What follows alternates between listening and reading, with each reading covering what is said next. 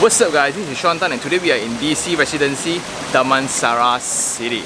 Let's go!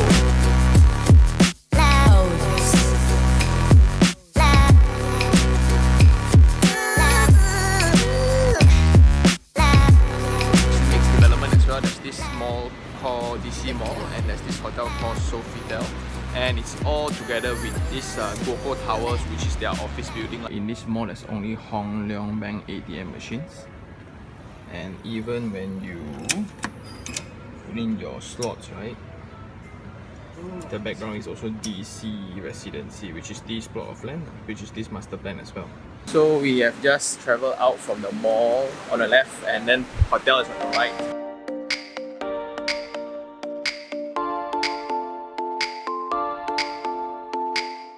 Now we are at the main lobby, service apartments. By right, it's like a hotel where you have a concierge and things like that, but it's kind of skewed into just building residential blocks on commercial land. For this project, you look at the lobby. All these drawings lah, the lobby lah, and you have really a concierge to actually help you receive your parcel, help you invite your guests. If you go traveling, they help you with your luggage and things like that lah. So there's two lift lobbies. One lift lobby is for the smaller units and one lift lobby for the bigger units and the penthouse, which we are going to go.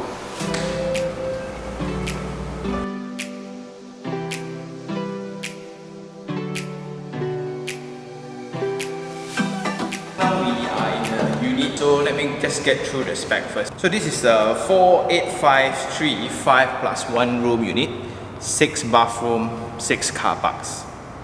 4853 is actually bigger than a normal landed house and this is the living room.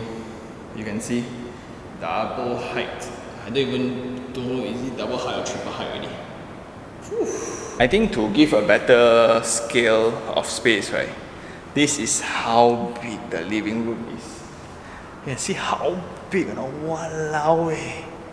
If you are wondering like how do you actually connect your TVs and stuff like that, so all the plug points are all on the floor in order to free up the facade, right? Next to the living room will be balcony. The landed houses behind me, right, if you can see those that swimming pools, right, those with awesome architectures. Look at those houses. I think it's around 7 to 10 million, 12 million, I think around there. But this unit itself is also 7 million. So right next to the living, you have the kitchen. And this is going to be real challenging because I can't even pronounce this name. Pogan Po, right? Pogan Po, right? It's actually a designer kitchen set, meaning branded. Okay, Mili. How do you pronounce this? Mile. Then you have fridge like this. DD fridge. Oh my. Going from this kitchen to the wet kitchen, when you go through this is your cold and hot, your basin, your fridge, and there's a connection to the service lifts actually. Service area, which is like your fire escape. Coming out from the kitchen and the living room, you have a guest toilet here. There's an abundant amount of daylight from all the windows around, and that's the access to the kitchen actually. Make room 1, right? So very nice, right? And that's the kitchen, that's the access to the service really. There's also storage space, and I think this is the yard. Coming into the first room, surprisingly not big, right? Because since everything is so big in the house already, I thought this room would be bigger. And all of this is actually from the developer. Oof, almost took a bit my hand. This is the washroom, ensuite. Nice. Finally, the master bedroom, and it's gigantic lah. So this should be the bed. That's the view, and I think you can get the KLCC view. Yeah, you can. Check it out. Okay. KLCC view, KL Tower view, MRT view, car park view. Haha. Timber floor, super high ceiling. But that's always this very weird. The door is always like 750 mm. But why the height? So it looks so narrow. Anyway, There's this huge cabinet space. Let's check out the specs. So just see Emporio, and all these cabinets are all furnished. You get all this storage space along with the unit. Stone finishes, bathtub. Now time to move upstairs. Even at the edge, there's still semi-transparent things that actually allows daylight into the space. On the right will be your rooms. Let's go check out the room first. So this is the master bedroom. I think the downstairs one is a junior master bedroom. Exactly what you see. There's also this part, the walk-in wardrobe. And this is like a this is like a boutique for shopping, really. Okay, and you have your mirror, right? And you can actually access the bathroom from the wardrobe over to this side. Check it out. This is the biggest bathroom I ever visited lah. And not only that, check it out. Hey, there's skylight to where you shower. No, or you soak yourself lah, right? Then you can see for him, for her.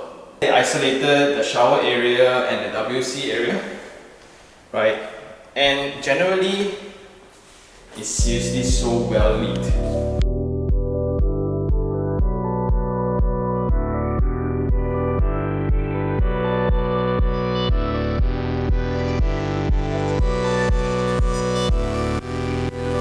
Okay, so from the rooms, we turn left, will be a bathroom, guest bathroom.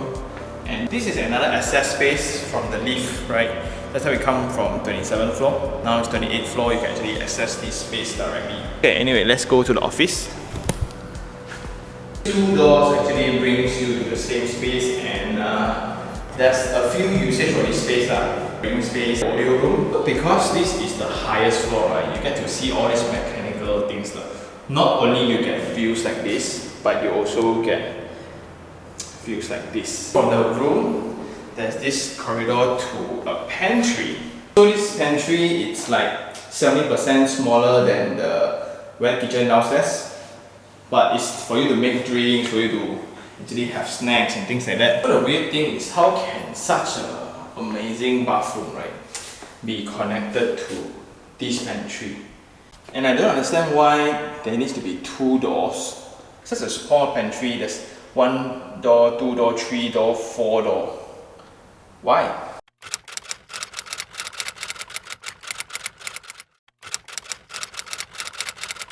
Okay guys, so now we are in the balcony, so in between the ground floor, smaller room and the living room. So this is also the one that overlooking all this kind of thing. It's the MRT station, and there's one more nearer to this side, which is opposite Pavilion. This is their favorite spot to actually hang out, Plaza Batai, which all the grocery and all the English food, bands, everything. Also, just in case why you are wondering, there's ropes here, right? These are actually ropes for the facade cleaners, so they will get a cut, right? So they will pull up slowly on the tower to clean up all the glass curtain wall. We call this curtain wall system.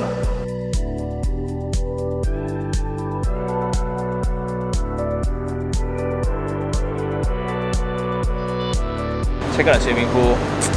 There's a lap pool within a wading pool. So like these are the curves, right? That gives it the profile that looks like more organic, and it's all infinity edge, if that really matters. And then this is the thing that I told you guys about, that is for you to go up and clean all the windows. This is called a gondola. Okay, so this is how the cocoon feels like from the inside. Right? So you get up and you can actually see the swimming pool already. And there's the aqua gym. After walking you'll get to this space where it's very private. So you get spaces like this, right? And you can pull out and just chill, but next to an office tower. I don't know. I think units on this side, right, you'll be facing the difficulty of overlooking, because this is the office tower. They can actually just like that. So one of the main challenges for living on stratified high-rise, right, is actually lack of space to actually host your friends. You have dining spaces that you can actually rent. So this is also another dining space for you to actually rent. If that's not enough, you have barbecue pits. And if you can hear, right, there are a lot of construction ongoing for the pavilion development. So that pavilion development has 9 towers of office towers with 2 towers of residency, I think. You can actually use this kitchen, and this is actually for your caterers or for your private chefs lah. And this is the multi-purpose hall. Let's go see. Check it out. Woo. That's why the kitchen makes sense when it's here.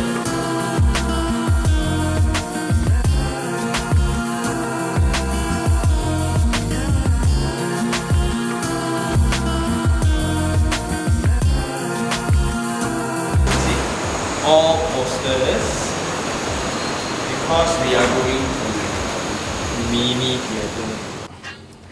This is where you get to chill and where you get to actually host your friends on the movie set lah, right? So you get to show your favorite movie here. Get this room, 50 ringgit only. Wow, 50 ringgit you can 包抢 way. Not bad eh? Hey guys, this is Kelly.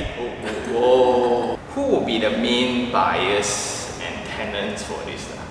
At this time is expat, mostly expat, and we have Hongkis, China buyer. Do people actually rent these kind of places? Yes, because right next door is Guocoland, and there's a lot of MNC companies. Such as BATs, and normally all these MNC they have a higher allowance for accommodation. So the high level executive or managers, they would like some place like this to stay. Very important to speak to somebody who really knows the development, because there are certain areas, like just now when I mentioned in the video, right? There are overlooking issues. Not all units are the best unit lah. So it's very important to speak to somebody like Kelly Show, because she knows in and out of everything. So if you really want to know more, put her phone down below, and anything you just contact her for arrangement of appointments. Okay? So I think that's all for the review. It's now time for Sean take 3 on 3. 3 things I really like. Number 1 is the entrance statement, the drop-off area, the lobby, right? The concierge, the lift. All that is really, really awesome. Number 2 is actually the proximity to the amenities, which is the office towers, the hotel, the mall, and things like that. Because this place used to be very isolated. There's the land, right? So it just surrounds by roads. So if you cannot have supporting things within this island, then you cannot be self-sufficient. So they did it, and introducing pavilion next door as well. So there will be another mall, and that connects you to the MRT station, which is point number 3. The location and the connectivity of this project, right, is just crazy. Once you are already in Bukit Damansara, right? Bukit Damansara, the OG level of Damansara, which is the highest end address in Malaysia. Of course, next to it is the second highest, or if not the highest as well, which is Bangsa. Then sandwiching, that will be PJ and Mont Kiara already, and there's another 15 minutes drive to KL. A lot of expats do stay here. By weekends, right, you can go check out Plaza Batai. Those are the bands, the brunch areas, the really lifestyle areas. 3 things I don't like. Number 1 is the overlooking issues. Distance between towers, right, are just too close. For a luxury home, what's the point of having so much glazing, but all I put blinds into it, curtains and things like that? That doesn't make sense. Number 2 is the weird thing about the unit, which is that the living is amazing, but then with that certain amount of height, the aircon will never be working, because there's so much height, there's so much glazing. When you go in, right, it's like a greenhouse effect. Also along to that, there are 2 doors to a space, 2 access to the kitchen, there are 2 access to the office, 2 access to the pantry. And with such amount of space, right, why the entrance to the first bedroom, right, and the normal bedrooms are upstairs and downstairs, is so narrow? Last of all would be the accessibility within the island. The wayfindings is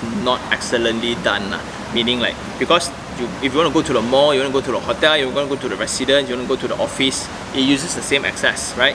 But there are actually different turns where you need to turn, and if you're not familiar with that, like my first time, right, I got lost immediately.